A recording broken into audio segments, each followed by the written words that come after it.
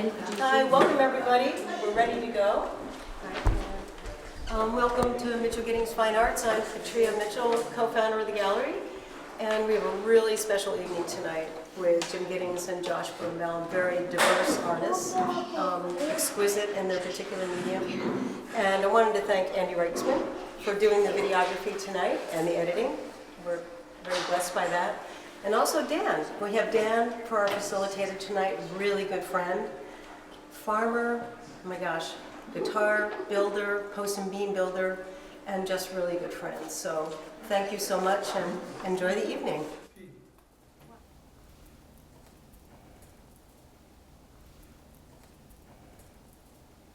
Well, thanks, Petey, and thank you all for coming tonight. Thanks for helping to support the Mitchell Giddings Gallery and for coming to hear these wonderful artists talk about their work.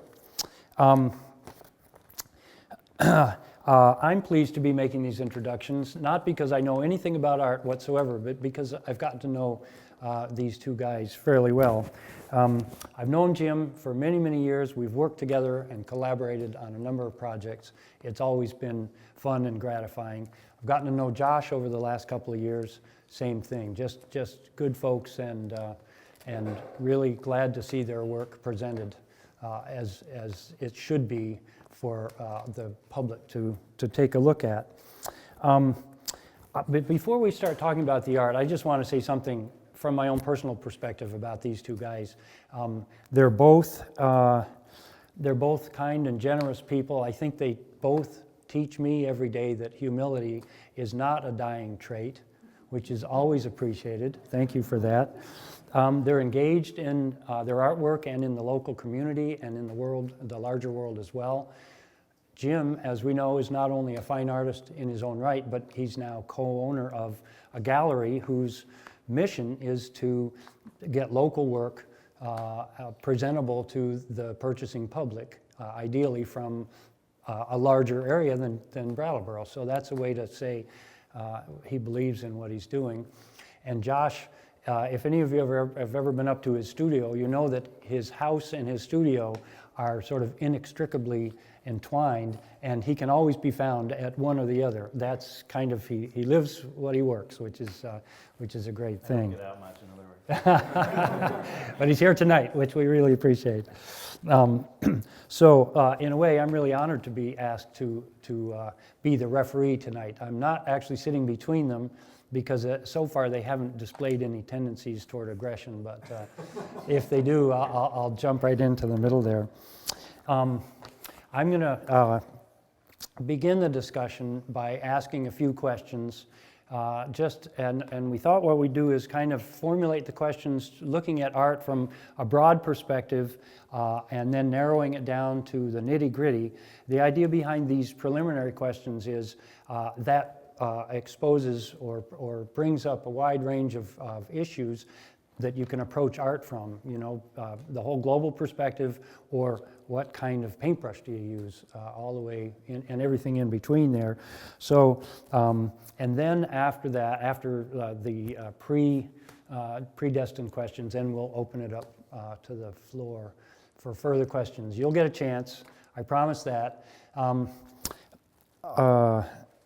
And I should say also that the questions that I'm going to start with are a collaborative effort between the three of us. I'm not sitting here clobbering them with questions that they haven't had a chance to think about, or some of the questions that were proposed, were sort of the gag reflex. So, okay, we won't ask that question, but and many of the questions came from either Jim or Josh as well. So it's a way for them to say about their artwork and about art in general, the things that they want to say, and then we'll see where you folks go from there. So, having said all of that, big picture, and I'll start with you, Jim.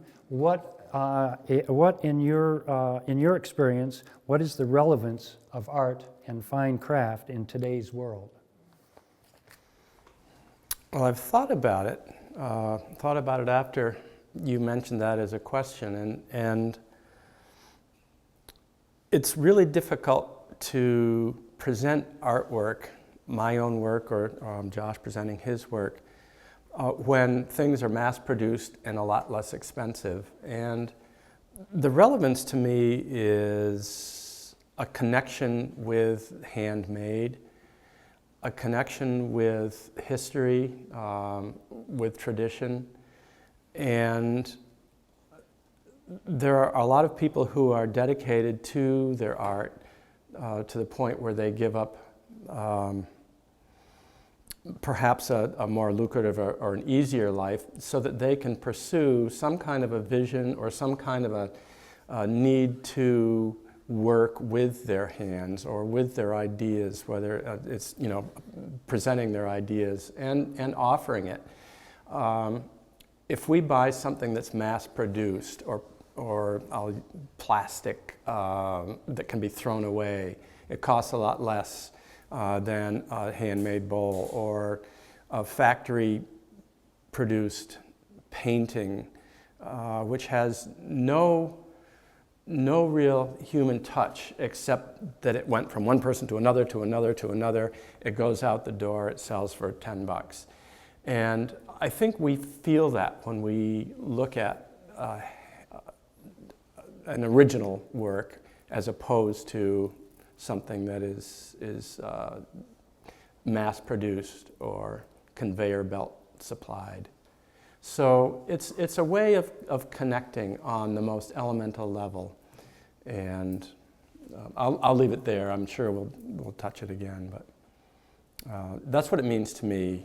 I want my work to touch somebody on a level that somebody somebody can feel that as well. And Josh, how about you? What do you feel is the ditto. relevance That of was it? pretty eloquent. Yeah, for sure. Yeah, I mean, like Dan said about himself, I don't know much about art either. But what I can speak more to, which Jim covered well, was the importance of having everyday objects, utilitarian objects in our lives that were made by a craftsperson or an artist, but remind us that that was the way things were, before big box stores and before it was easy to get mass-produced things cheaply. And an old glass blower said, I forget who it was, but an old Italian glass master said that wine tastes better out of a handmade glass, and I'm inclined to believe him. Mm-hmm. And I agree. There's just something about it that's special. There's that connection, and my wife and I at home, we try to stock our cupboards full of, there's no machine-made coffee mugs. They're all made by potters, and let alone our drinking glass section. But yeah, that's more to what I can speak to. That it's kind of special having handmade things, and it's kind of akin to it's sort of a novelty these days getting a handwritten letter instead of the easier email and text message format, and I kind of would relate it to that maybe in terms of uniqueness. Great. Let's see, Josh, start with you. And this is a question that's beginning to sort of think about each individual artist and your own approaches to the way you deal with it. What does it mean for your lifestyle? You mentioned that your home, that you surround yourselves with handmade things. What does it mean in your lifestyle to have your hot glass studio right at your house, essentially? What are the ramifications of that for you? Well, almost everything I do, even more than most glass people that make things out of blown glass, it's very process oriented, and there's so many steps that go into what I make, and I really couldn't make the things I make as intricately, as involved, without having a studio of my own as close as possible to where I live.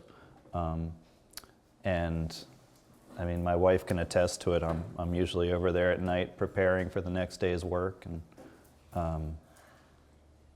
it's, having a glass furnace or two the way I do It's kind of like having another child as far as commitment-wise. There's a lot that can go wrong, and there's a lot that needs monitoring.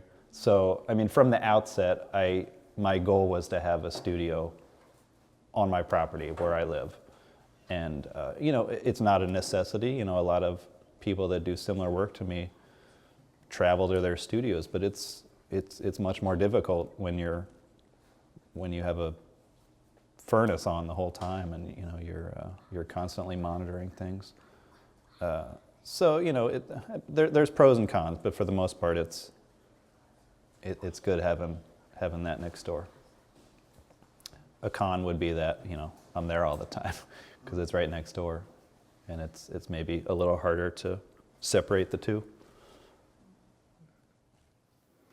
And for Jim, actually, I have to come completely clean. Jim posed his own question to himself. It's not my question, but he actually said, "Please ask me this question because I always relish answering it. Why do you paint crows?" If I didn't ask it tonight, I know somebody else would have. And it's really astonishing how many people relate to the crows. And so I'm a little embarrassed at the simplicity of the answer, but you have to bear with me. I paint them because they're black. And I know that they mean different things to different civilizations, to different individuals. But as the show kind of indicates, I'm right now I'm not using a lot of color, and by painting dark birds in a dark environment, I don't have to worry about the color that a bird might, you know, a sparrow might need to be another color for whatever reason. I don't have to worry about details because it all gets just brushed over with black. So it's almost that it's a result of my method. And it's not that I don't love the crows, I do, but I'm not painting them for those mystical reasons. It's not because they're a sign of birth or of death or of impending doom or anything else. It's because they work really well in the environment that I'm creating. So they're almost, and I won't go so far as to say that they're a product of my style, but they are part of it. And I had some paintings up several years ago, and they were crows, and I didn't get as far into my answer as I just did. All I could say was, well, I paint them because they're black. And I think I offended the woman that I was talking with. And she thought I was being a little bit flip, and I sort of ended up apologizing to her, but it was too late. And it turns out she was a gallery owner too, so I didn't know that at the time. But really, it's something that I can add, and I've tried chickens, but the chickens became black too, and they have their own problem. But it's a function of the method of painting. Well, people here may want to amplify on that, but next question, and I'll start with you again, Josh. Your work itself, how is your artwork changing and transforming over time, and what direction do you see it going? Well, the main thing that I'm glad to be able to point to is my newest pieces that I'm putting on the wall, because it's been kind of in the back of my mind for a couple of years, and Petey knows that. We've been talking about it for a few years, and I'm finally getting around to getting my designs, which typically have been in the three-dimensional blown glass format, into more of a two-dimensional plane. And it's been fun for me because it's sort of a new way of thinking about getting rid of form, but still using the color relationships and the line work that I do in my designs, and trying to envision it beforehand, before I even start making anything, in how it's going to be just two-dimensionally. And And it's almost all about that graphic design versus the form being a big part of it, like in most of my other work. So it's been a fun direction, and I still love making pedestal work too, but it's nice to be able to offer something else and think about things differently, like I was saying, design-wise. Because that's kind of what keeps me going is, I get bored easily, so I need to keep changing it up and keep thinking about new stuff, and that helps out a lot. So I'm excited about it, and I hope to be able to make more of them. And like the rest of my work, there's just an infinite amount of design possibilities and coloration, relationship possibilities, and that also is something that keeps me going, that it's people have been working with this material for thousands of years, and even the cane, which are the techniques I use to put the fine lines in the work, those are hundreds and hundreds year old techniques, but there's still a million things under the sun that can be done with them design wise, and that's also something that keeps me going, because it's great finding something new with a material that's been worked for so many years, and being able to make something no one's ever seen before. And Jim, same question for you. How is your artwork changing and transforming, and where do you see it going from here? That's a little bit more difficult for me because I haven't been painting as much for the last several years. The paintings that are here, these two are brand new. The one next to Andy is new. I started it a year ago, but basically it's a new painting, one over here. And then the others I brought in, some I had reworked for this show.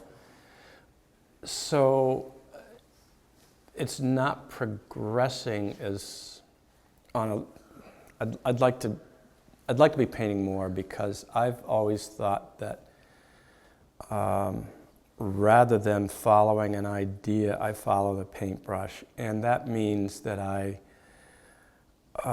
figure things out in front of me. And if I am not in the studio a lot, then that is difficult, because I tend to either look back to where I'm comfortable. One place that I'm comfortable is landscapes. The painting over here is called Crows Escape Falling Numbers. It's a little more complicated, and they're studio pieces. I didn't have a studio for the first 15 years or so because I always painted outside. Now I'm a studio painter, so I have to sit there and come up with ideas, and if I don't give myself that time, then, like I say, I have to start where I'm comfortable and go from there. So I rely a lot on the surface. I try to keep that active, try to keep that changing, but the ideas haven't been changing very much lately. And that kind of brings us to the last question that we have prepared, and then we'll open it up to the floor.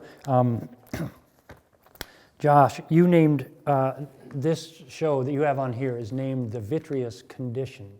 Tell us why you named it that, or what does that mean to you? Well, I read that phrase in a book that's been a great reference for me. It's a book from 1935, and I have a quote up there by the author. But it's called Modern Glass Practice, and it's all about chemistry of glass, which I've been getting into more, the scientific end of things the past couple of years. But the vitreous condition, in other words, is the glassy state, and that describes a class of materials that when hot, when elevated in temperature, they're liquid, and as they cool, they do so without crystallizing. And most materials we're aware of, like water or certain fats or metals, for instance, all crystallize. But glass is one of the few materials that doesn't, and that's important chemically, and we don't have time to, but it kind of encompasses everything I do, and but the bottom line is, I just love the phrase and I like that word, and I'm getting more into the chemistry side of things with the different colored glass melts that I do. So just thought I'd use it for the show. Great name. And Jim, you have named your show, besides the obvious, Take It All Off. No, not all off, Take It Off. And what is the significance of that? Well, a lot of my style involves taking paint off of the paper. I work on paper. This is all on paper. And I put paint down, and then it's a back and forth between working with lines, working with masses, taking paint off to reveal some of the lines, putting paint on to cover some of the lines up. And so Take It Off.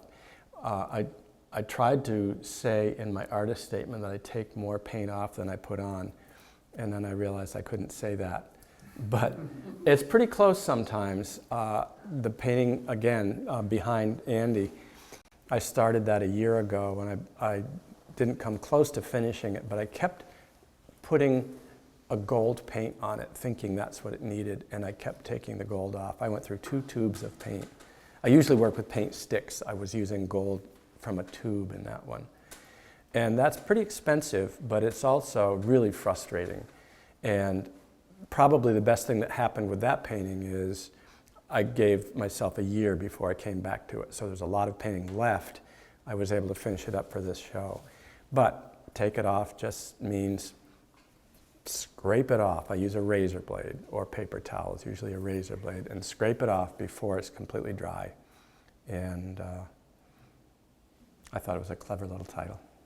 It's a good conversation starter too. Yeah, it is. It is. It is. Well, I'm hoping that people have questions. We'll open it up to the floor. Peter, go I ahead. have a question for actually both of you, but Jim, you can start. I'm kind of interested in your particular creative process. Do you have in your mind a visible image that you want to create, that you hope for? You know what it's going to look like at the end? Or do you start by putting paint on and you don't like that so much, take some off, put some more on? I'm just sort of really curious about how you envision things. Well, it varies a little bit. A landscape, I may have, there's a painting on the end here. Petey and I were at a place called Mount Riga in Connecticut. So I was actually sitting in front of a landscape. There was a trail. I changed things, but I was working with something in front of me. Usually with these more involved paintings, if you look closely, and I can go around with people afterwards, you'll find lines that have been almost totally obscured. There might be numbers which have, in this one, you can't see them as numbers now. What happens is I try to put down several different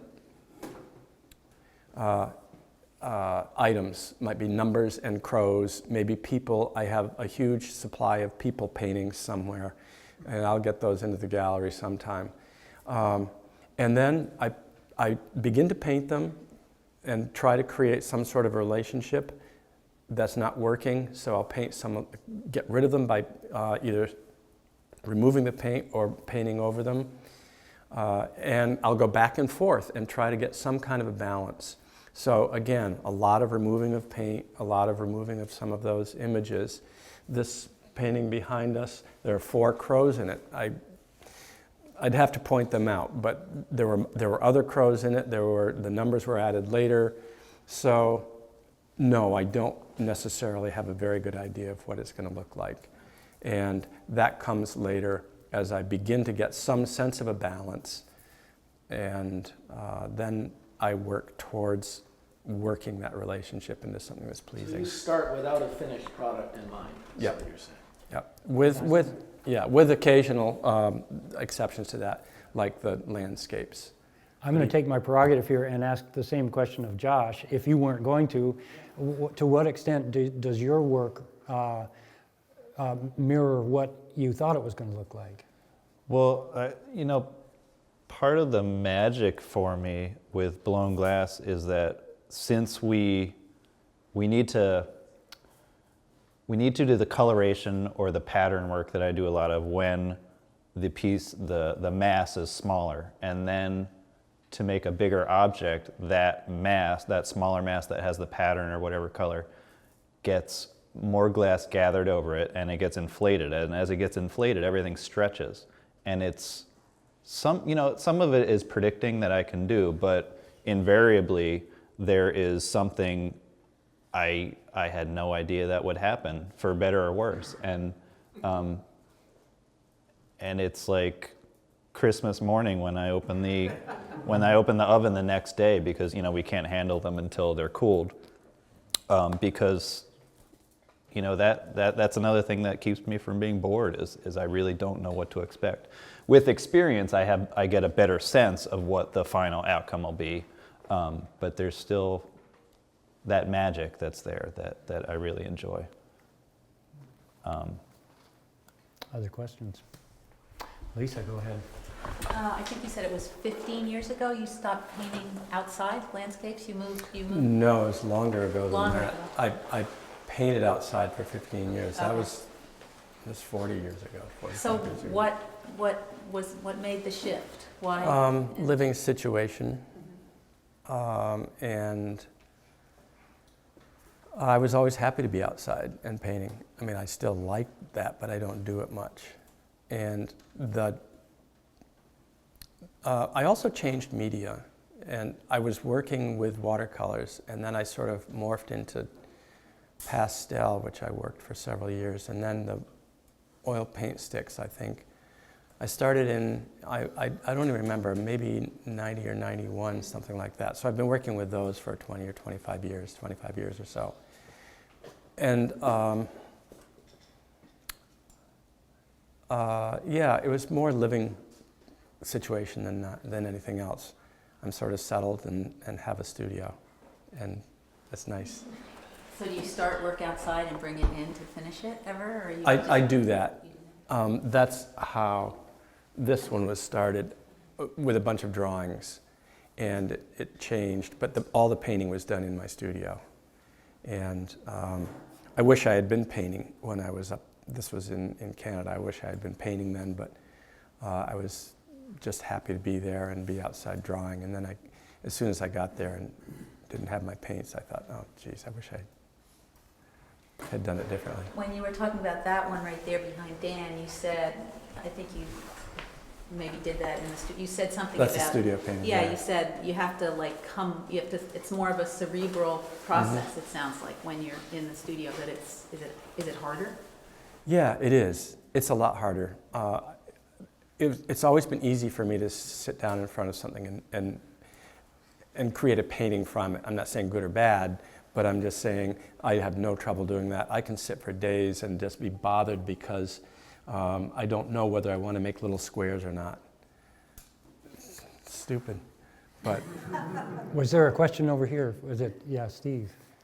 I want to ask Jim about ambiguity, because I think that ambiguity, well, as I look at them, I get a real sense that that's one of the things you're kind of searching for, and that's one reason you can't settle on your subject initially, because you're searching for this kind of mysterious thing that is not necessarily apparent to the viewer, or maybe even to you, and yet we can still value it. I think that's one of the aspects of ambiguity that's so intriguing, that it draws us in somehow. And I wonder if you'd comment on that. you know, I love that question because it's So ambiguous. yeah. I figure I can give you just about any answer.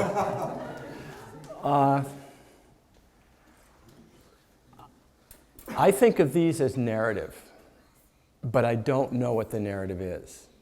So I don't know what's happening in these landscapes. I've been working for a long time with this vertical format with a road or a path going up through it. I got interested in that because at mud time, if the sun is just right and you're stuck in the mud or trying to get through it, the sun glistens off of it. And so you've got this beautiful silver ribbon through this ugly landscape. And I do have a painting called MacArthur Road, which I don't have here. And thinking of the worst road in mud time. But so all of these have the landscapes anyway. But that doesn't really answer why. I mean, I work visually more than with an idea. I'm not thinking that this has to be a story of something, and yet it turns out that it's a story of something. I just don't know what the story is. Hence the ambiguity. Hence the ambiguity, yeah. We had a question way in the back there. Maybe we'll go for that one. Yeah. So this is a hard question. In the Western, especially modern Western tradition, there's always been a distinction made between art and craft. You know, maybe fine art and fine craft, but art and craft. It's broken down a lot in recent decades, but in that scenario, you, Jim, would be an artist and you, Josh, would be a craftsperson. Could you each react to that, not only about yourselves, but about each other? Want to go first? Dan's gonna have to sit between us. Yeah, I try not to think about it too much. It's a really tough question. It's a tough debate. But one thing I do some of these fine craft shows, once a year or so, and the work there really blurs the line between fine art and fine craft, or whatever you want to call it, and it's tough, and it's all super high quality work. But one thing I can speak to again is these newer wall pieces. I think maybe a simple division in my mind is functional versus non-functional. A fine art painting, you can't eat off of it easily, or you can't put flowers in it. It's purely decorative. And by that definition, that's another reason why I'm excited to get stuff on the wall, because it kind of takes away any of that debate.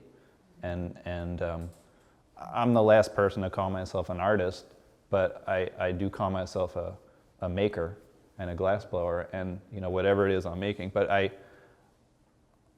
like not having to have that question of what's it for, or can I put flowers in it? Because I don't really want to have answers for that.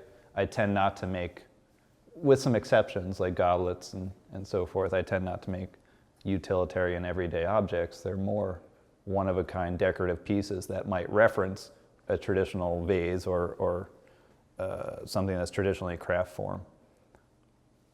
But it's tough. Yeah, I'm glad that he used the word functionality, because that's where I would have drawn the line. I wouldn't have called it art or craft. I mean, I don't. And I think it's a great question, because we hear it all the time. But it also goes back to the idea of relevance, the idea of handmade. And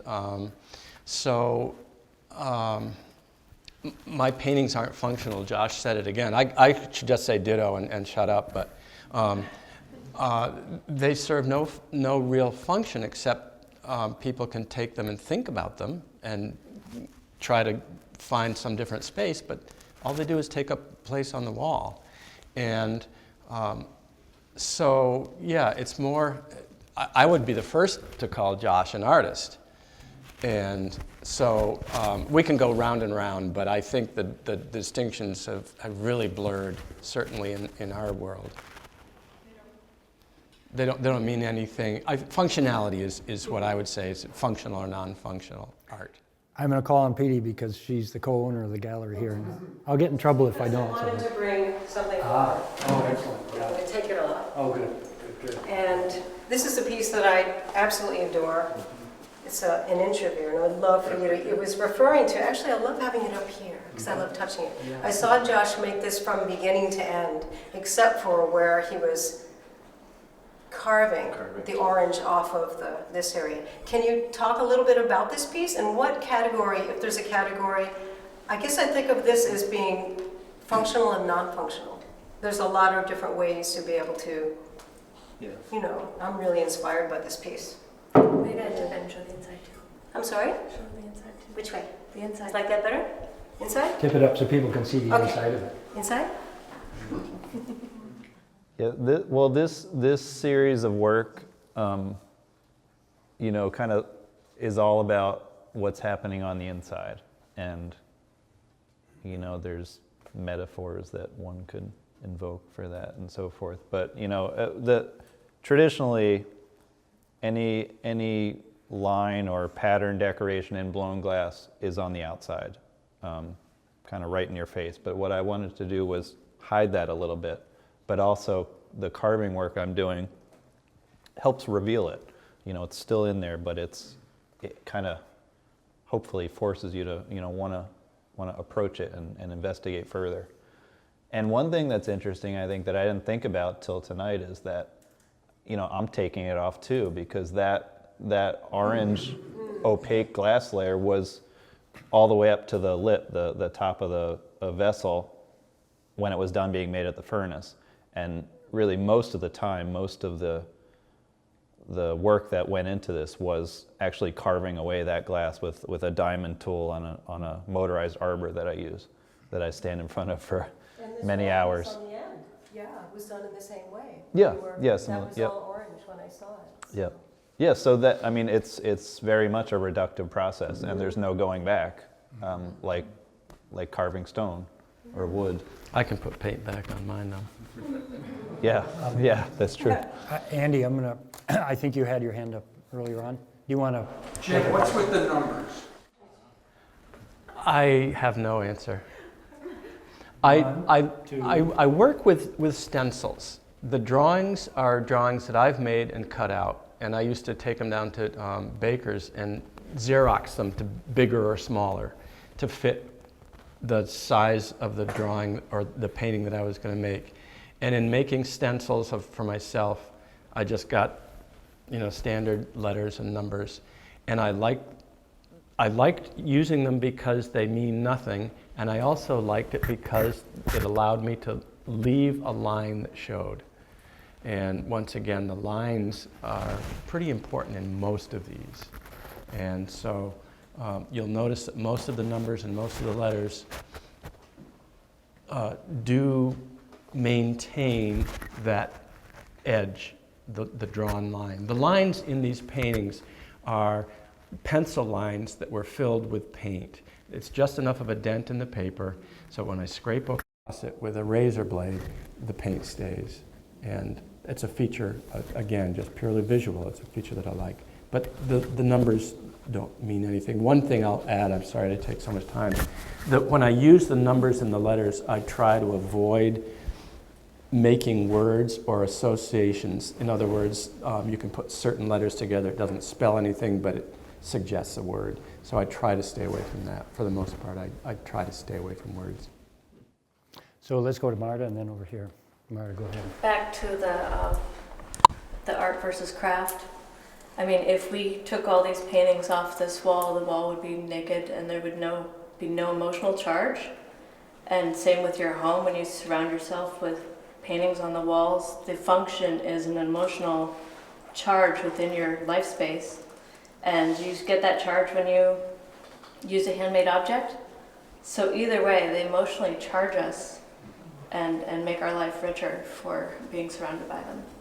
Relevance. Be they functional or, I mean, there's a function. It's Yeah, that charge. yeah, perfect. It's that energy. Yeah. It's nice, yeah. Go ahead. Yeah, I've got a question for each of you, if you don't mind, and that is, what is the spark that motivates you to put an idea on paper? What is it that forms the idea, or prompts you with an idea, or prompts you to form an idea, or provokes you, or stimulates you to start producing something? I'm going to ask you, Josh, first, because Jim was just talking. Give him a chance to cogitate here.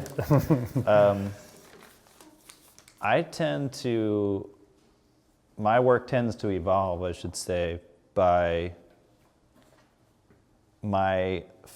seeing what I like or don't like about one piece or one series of work, and then continuing on and making some changes to go maybe at least just a slightly new direction, but it's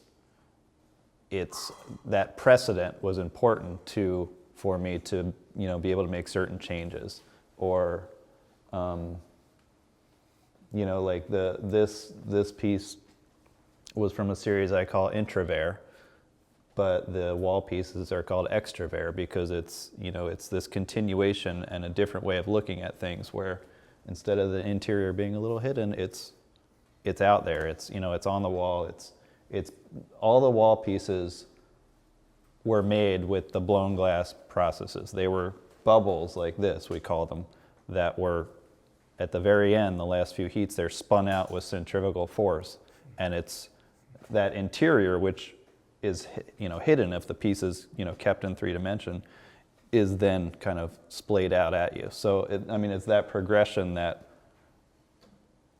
that got me to thinking about wall work like that, and what worked and didn't work in one series, I'm sort of applying to the subsequent one. It's funny because I could say the same thing. It's the idea of following an idea, or following not a bowl to a platter, but one painting which doesn't quite work or which you like a lot, but something. It's the idea, once again, of following a paintbrush, not necessarily an idea, but just seeing what you can do next. And another thing that I've always said is the answer always lies in the next painting. I can't sit around and try to make one painting really perfect and then let that one go, make the changes in the next painting. So you are progressing in that way. And so that's, I think, in a short look at how it sounds like both of us proceed. You're kind of working with a question or an idea or a vision and just following it. Alan, I think you had one, and then David. I'm back to these crows. David, Jim knew this was going to happen, so he was prepared for The it. crows, do you worry that they're kind of stealing the show? A little. Because they bring to people lots of relationships and images, and you're just saying, they're just black, but you could have made them like a circle or just a square, a black square or something. Yeah, that's true too. As a matter of fact, I tried to I did give a slide presentation a couple of years ago at the museum, and I concluded that my work was about absolutely nothing. And it was a really great presentation, I thought. So I took that up to Vermont Studio Center, and I tried to wow them with the same thing, and they all sort of booed me. Not literally, but they said, well, the images that you use are about something that is something, even though you don't know what it is. So I had to rethink that. The only thing that I have to say is I'm glad that people bring their own experiences to the painting. And I don't feel that sort of visceral attachment or emotional attachment to the crows as crows, but a lot of people do. And so that's fine with me if that's an entry into the painting. But does it bother me? Well, no, I don't know. I wish they'd get beyond the crows. Yeah. And David, you had a question. Jim, maybe they wish you would get beyond the crows. No, because I don't know much about painting or much about glasswork, in a sense, this is a very concrete request from each of you. First, as sort of a general, when you look at a piece that you've created, do you know its history in terms of your own progression from concept to final solution? Within that one piece? Within that single piece. And if the answer is yes, would you please select a piece that you would then speak to that process so that I can come to understand your thinking about how you do what you Whoa. do. You can say no. And then Do you mean a historical context I mean, within? like this piece, right? Whatever you're thinking about. I'm just trying to get my head around how you approach your material and what do you do to get from that approach to this. Like first I do this, then I do this, then I have breakfast, then I do this. That's what I mean. Well, yeah, I mean, my work, most glass work, This most. piece, not, Well- don't be general, be specific. But we're trying to I get, did this, we're trying to get Josh to and talk. then I did this. He doesn't often I, speak in um, public, so we're trying yeah, to encourage bear him. with me. Pin him down here. I want to know. Well, I can bore you with technical I'm detail. happy. Please do. One of the things I've been getting more involved with is melting colored glasses. Most glass blowers these days have the luxury of only needing to melt clear glass, and then there's myriad of ways we can add colors to the clear glass. Because it's clear, you can see through it into whatever color layers, but it's limiting.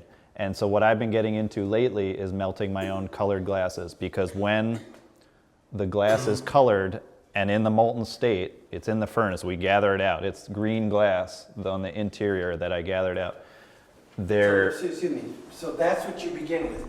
It's all green glass. That's what you start with. This is the start for making the cane work, which is the complex line work. Yep. How do you do that?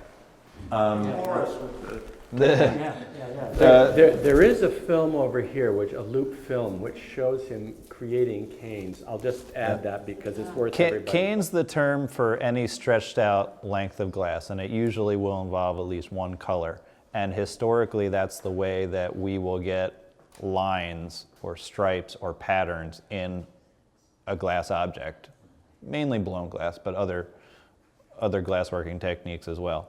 And there's centuries old techniques, but they can be from the simple to the extremely complex, involving many stages. I might pull one simple cane one day, I might cut up that simple cane and apply it to more glass and pull another cane out of it another day.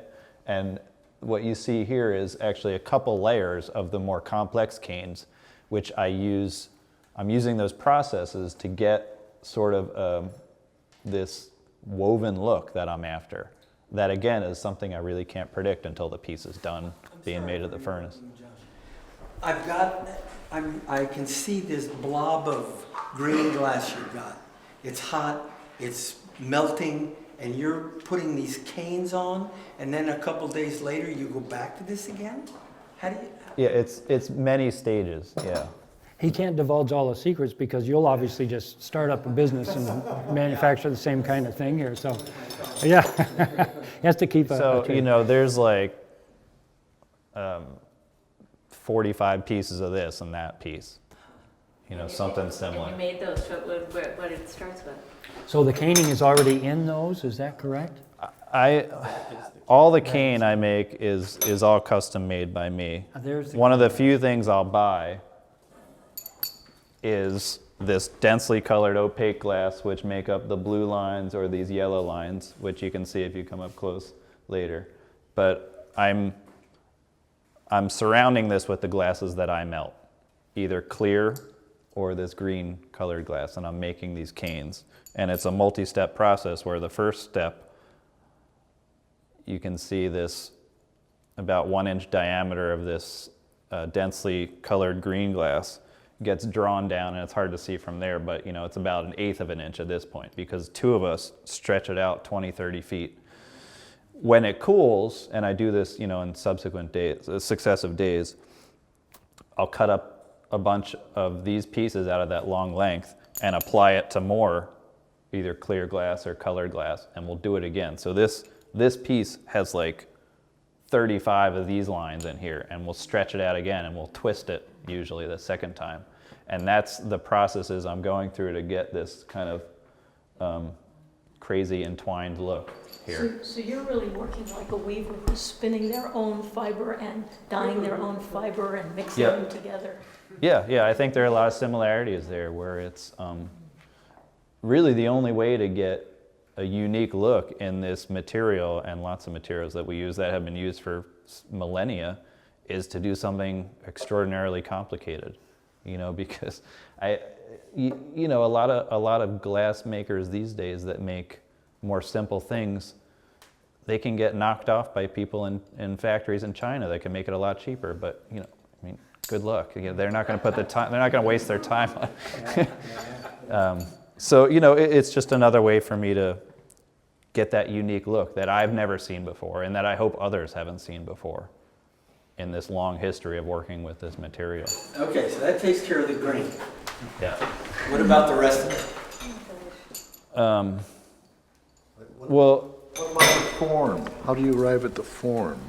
It's formed using the blown glass processes. We're inflating, we're stretching, we're...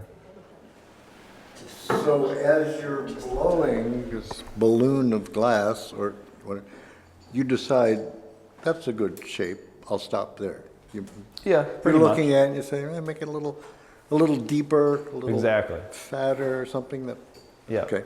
Yeah. I mean, I'm leaving myself, I guess you could call it a luxury of sorts, that I tend not to do multiples. I recently have been striving to make one-of-a-kind pieces. And that said, it's exactly how you described it, where I'll be making it at the furnace, and since I don't have to measure and make it the same size or diameter or something that I want it to match, I have the liberty of looking at it and say, I want this part to be a little wider, I want to stretch this part out, and kind of go from there.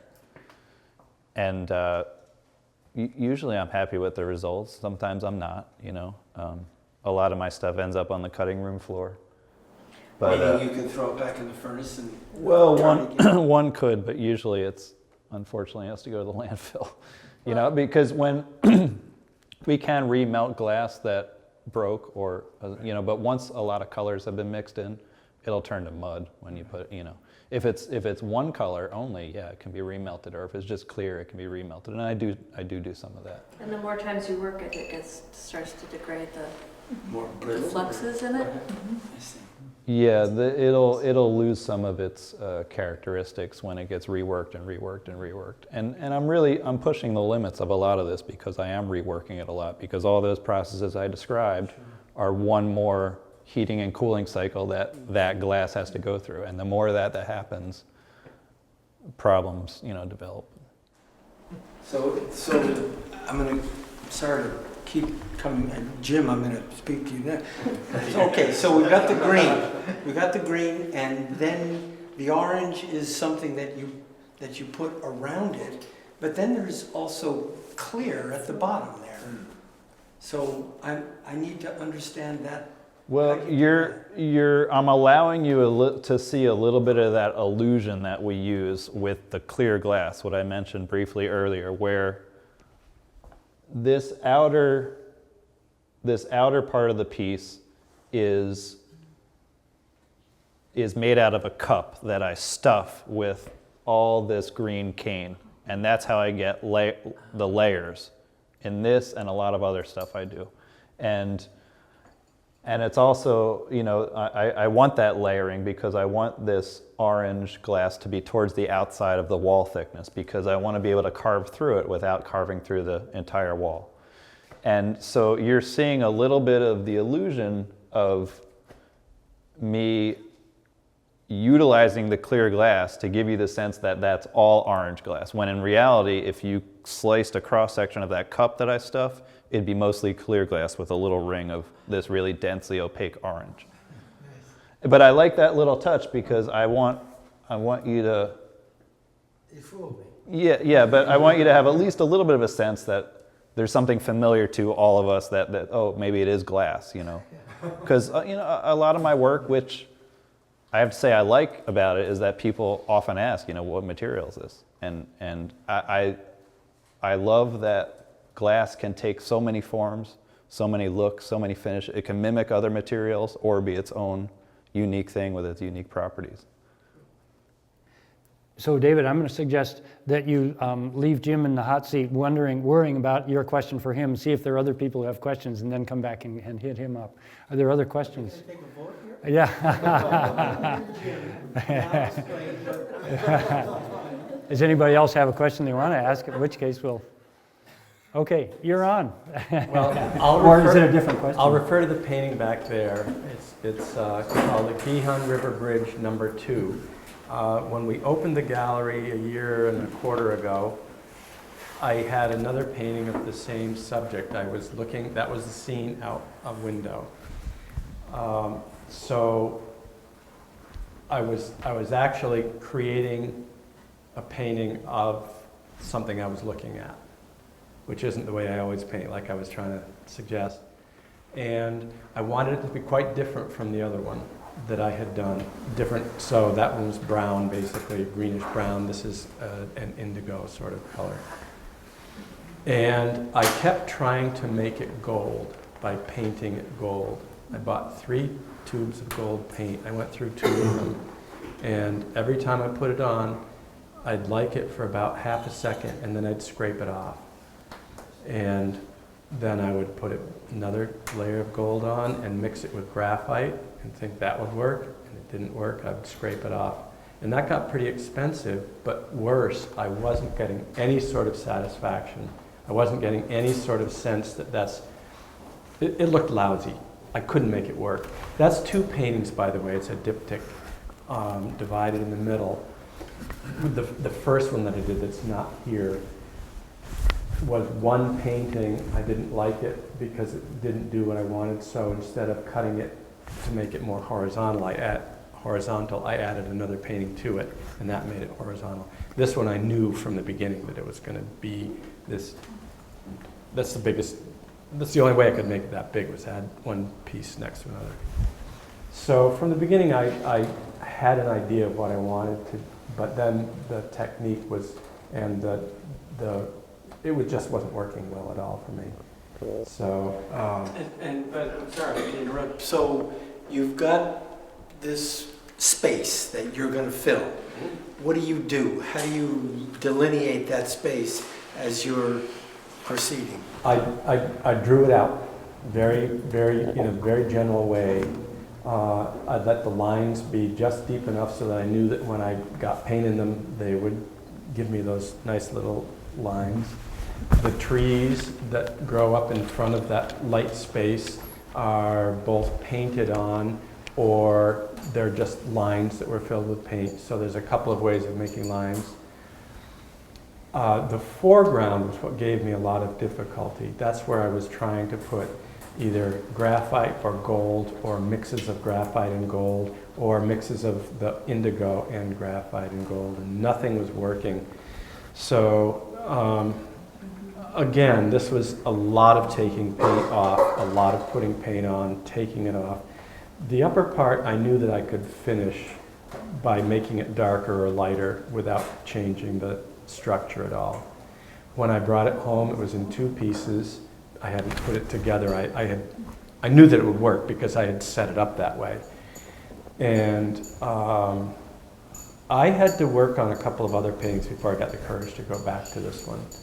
And the only thing I could come up with, the first things first, no more gold. So there was some gold there, I covered it. Then I was hoping, this was supposed to be a snow scene, so the entire foreground was supposed to be snow. The white represents ice. In this particular painting, the ice really doesn't read as ice because now the snow is covered with the dark blue. So now it just reads as sort of a, I don't know, water reflecting or something. But that seemed to be the answer, was making everything dark. Cover up the gold, paint it dark, balance there's really just 2 or 3 tonal ranges. There's a really dark, there's a really bright white, and then that whole middle ground. And so once I was able to balance that, I thought that was what I was after. I didn't know it until it was finished. Even then, before I put it together, I had it sitting up and the light wasn't good. I still wasn't happy with it. But, so it was a lot of figuring out, a lot of frustration with that one. It came together at the end very quickly, but. I mean, but you said you didn't know that it worked until it was finished. Yeah. How did you know it was finished? By looking at it. By looking at it. Okay. Yeah. One of the things that I kind of, yeah, you had to be there. One of the things that I hold, and I don't really know how to define it, but there's the idea of clarity is important to me. And it doesn't necessarily mean clarity of an idea, but visual clarity. And that worked well. The contrasts were good. The colors were still clear as opposed to muddy, what Josh was talking about. And that happens, I was really happy to hear that that's an issue with a glass blower, because with us painters, that's a problem we always run into. We mix it up too much and all of a sudden all of those colors just, they get too dense, they get too muddy. So as long as I avoid that, I'm happy. I was able to avoid it with this, even though, I got rid of the gold before it had become a problem. Is that some gold we see in the upper left? Yeah, there's a tiny bit in there. I couldn't get rid of it. I agree. Yeah. I used oil paint sticks. The only exceptions really are 2 tube paints that I use. In other words, squeeze them from a tube as opposed to rub them on with this paint stick. And that's the copper and the gold. Those are tube paints. And for whatever reason, my guess is because there's no wax in the tube paints. Once that dries, I can't get it off the paper. So what was important as that was going through is I had to make decisions with the gold fairly rapidly. I had a day or two. I was working faster than that. I worked on that solid for a week, and before I left the studio center, and a lot of painting now, so it took a long time. But getting that gold off was really important. I can get the blue paint off of there with a lot of work, but I know I can do it. Take it off. Take it off. Does that get you through your process, David, there? I'm satisfied. Okay. Okay. I'll set you up in the studio with some paint sticks. Yeah, he's got it all now. So, Steve, yeah, go ahead. Well, I'm interested in the history of the medium for each of you. I'm not familiar with any artists historically who have used paper the way you're using paper, Jim, that you put, in a way you're drawing with these paint sticks. They're sticks. And in a way it goes back to even cave painting, I suppose, that you've got this, it could be charcoal, but you're also taking so much off. And so in a way it feels almost like some historical document that's lived through all these eras of your experience, and then the final result somehow embodies that. So I'm interested, first of all, in the history of the medium as you see it, and as David was saying, the history of the painting that you're working on, kind of combining somehow to have this special quality. So there's that. And then for Josh, it's similar, and I would say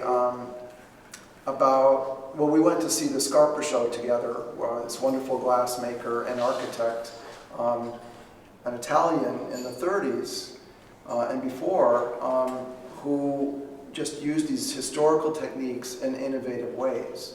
And is there a way that influenced your work? But first, Jim, about the history. I'm not quite sure if I'm getting this all right or in the right order. My history of using the oil paint sticks, is that relevant? Is that what you're... also the history of paper being used in the way that you're using, especially with spray paint. Yeah, people have painted on paper forever, and sometimes successfully, sometimes not. All of the artists, a lot of throwaway paintings and sketches are done on paper with oil paint, the downside being that it usually degrades the paper. What I'm doing, this is clay-coated stock. I got a big supply of it.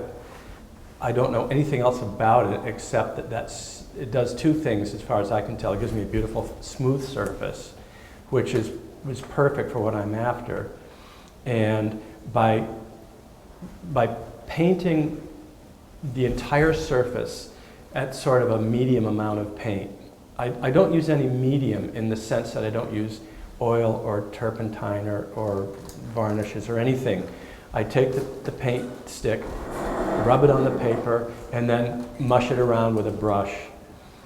Push it out to the edges, which I've decided, and then let that dry. And then a day or two later, with these particular colors, I can usually get back into it in a day or two. I start to remove paint with a paper towel, and I might have a little bit of thinner on that. And I may have put lines down, abstracts or random lines, pencil lines. Those are going to show through as those beautiful little lines. Or I might begin to create images by doing some stenciling. And I might leave certain, if in the case of a landscape, I might leave some of these sections not rubbed off, so that otherwise I'd just be repainting them. By doing that, I'm finding that the paint does not sink through the paper. So you can take these, turn them over, and they're just as white on the back as they were.